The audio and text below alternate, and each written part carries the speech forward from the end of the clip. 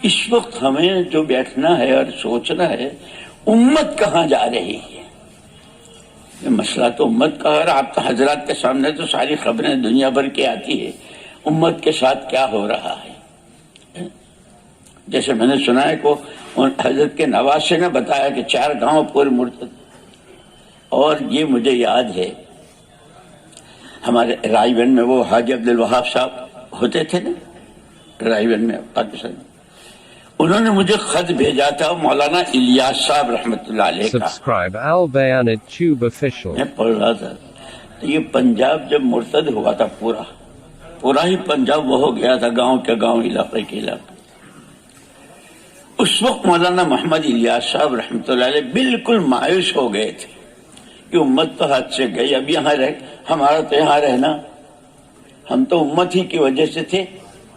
جیسے حضرت مدنی رحمۃ اللہ علیہ کو ان کے بھائی، بڑے بھائی جو مدینہ منورہ میں تھے اور تقریباً 1/3 مدینے کے مالک تھے اس وقت میں، زمینوں کے اور اس کے اعتبار سے بار بار لکھتے رہے اختلافات، ارتداد اور یہ سارا. تو حضرت مدنی رحمۃ اللہ علیہ ہم تو جہاں امت ہے وہاں ہے ان کی وجہ سے. تو مولانا الیاس صاحب رحمۃ اللہ علیہ یہ سوچ کر کے کہ جب امت نہیں رہی تو کیا کریں، ہجرت کی نیت سے تشریف لے گئے تھے. وہ خط میرے سامنے تھا. ہجرت کی نیت سے، لیکن بے چینی بہت تھی کہ آدمی کی جیب سے 5 روپے کا نوٹ گر جائے تو صبح سے شام تک میرے پیسے تسبیح پڑھتا ہے. امت حضور نے کیسے بنائی تھی، تمام قربانیاں آپ کی 23 سالہ آپ کے مجاہدے، پھر خلافت راشدہ اور ان کی قربانیاں، ان کے مجاہدے، انصار و مہاجرین اور سارا، اس سے امت بنی تھی. اور اسی لیے مولانا یوسف صاحب رحمۃ اللہ علیہ فرماتے تھے حضور نے امت بنائی تھی، قوم نہیں بنائی تھی.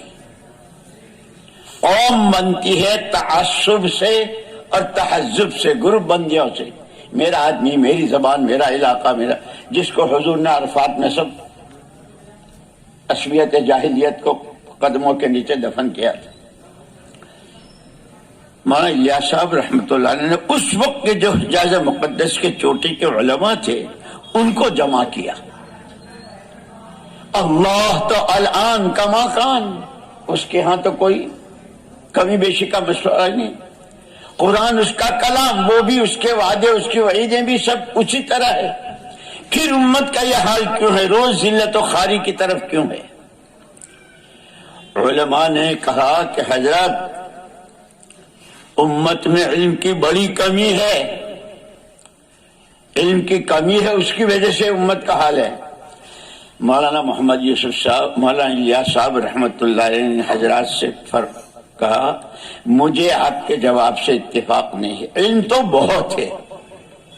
اور پھر مولانا الیاس صاحب رحمۃ اللہ نے فرمایا کہ ایک آیت کی کتنی تفسیریں ہیں، عبداللہ ابن عمر کی، عبداللہ ابن عباس کی، عبداللہ ابن مسعود کی، ایک ہی آیت کی.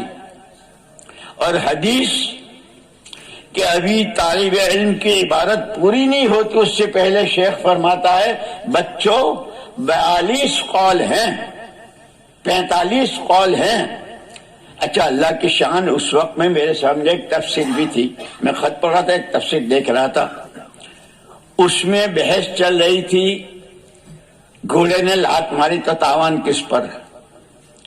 تو مولانا الیاس صاحب رحمۃ اللہ نے یہ فرمایا تھا کہ قرآن کی تو تفسیر ایسی ہے، حدیث کے لیے اتنے اقوال ہیں، اور مفتیان تو ایسے پیچھے کہ کوئی جزیہ نہیں چھوڑا، بلکہ یوں فرمایا بال کی کھال اور کھال کی بھی کھال نکال دی ہے. وہ بحث چل رہی تھی، گھوڑے نے لات ماری تو مفتی پیچھے پڑ گئے. کھڑا تھا کہ چل رہا تھا، کھڑا تھا تو یہ، چل رہا تھا تو یہ، تاوان کس پر. وہ اس کا مالک سوار تھا یا زمین پر تھا، سوار تھا تو یہ پیچھے سے ہانک کے لے جا رہا تھا گھوڑے کو یا آگے سے لگام پکڑ. مجھے ہنسی آگے پڑھتے پڑا کہاں لات ماری تو نے، اس کی حالت خراب کر دی. یہ سارے مفتی پیچھے پڑ گئے. مولانا الیاس صاحب رحمۃ اللہ نے فرمایا کہ قرآن بھی وہی ہے، اللہ بھی وہی ہے، وعدے بھی وہی ہے، اور اس کے وعدے حق. پھر امت کا. پھر مولانا الیاس صاحب رحمۃ اللہ علیہ نے کہا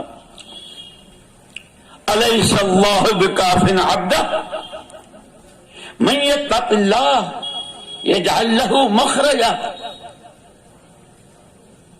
من یتق اللہ یجعل لہ من امری یسرا. یہ قرآن میں ہے، لیکن کہ ہمارا یقین کے مسئلے میں ہم اتنے کمزور ہیں کہ ایک غیر متعلق آدمی، ایک عامی آدمی کو کوئی عامی آدمی کسی بات کا وعدہ کر دے. جیسے مولانا الیاس صاحب رحمۃ اللہ نے مثال دی کہ ایک لڑکا نوکری تلاش کر رہا ہے، یہاں گیا وہاں گیا، کہیں جگہ نہیں، مایوس ہو کے واپس جا رہا ہے. ایک آدمی نے آواز دی، او لڑکے صبح کو ہمارے یہاں آ جانا، 8 بجے سے 5 بجے تک تجھے یہ کام کرنا ہے اور اتنا دوں گا. جان نہ پہچان نہ کوئی رشتہ دار ہے نہ کبھی. اس آدمی کے کہنے پر اس لڑکے کا حال یہ ہے کہ ساری رات انتظار میں صبح کب ہو اور میں پہنچوں. مولانا الیاس صاحب نے ایک خود مثال دی، بارش ہو رہی ہے، بیمار ہے، نزلہ ہے، لیکن تمام حالات کا مقابلہ کرتا ہوا 8 بجے پہنچتا ہے اور دستخط کرتا ہے اس یقین کے ساتھ کہ میری حاضری پر میری آج کی تنخواہ تو طے ہو گئی، اور یہ سلسلہ مہینے بھر رہا تو اس مہینے کی تنخواہ سے گھر کے دال چاول کا انتظام ہو جائے گا. کوئی یعنی ایک آدمی کی بات پر اتنا یقین. ہم جو قرآن پڑھ رہے ہیں وہ تو اللہ کے وعدے ہیں، جس میں کہ سارے علماء حیران رہ گئے، بہت وہ گئی. خیر اس کے بعد پھر حضرت کی جس طرح رہبری ہوئی اللہ کی طرف سے، حضور کی طرف سے، اور ماشاءاللہ میں یوں کہتا ہوں کہ ہمارا یہ علماء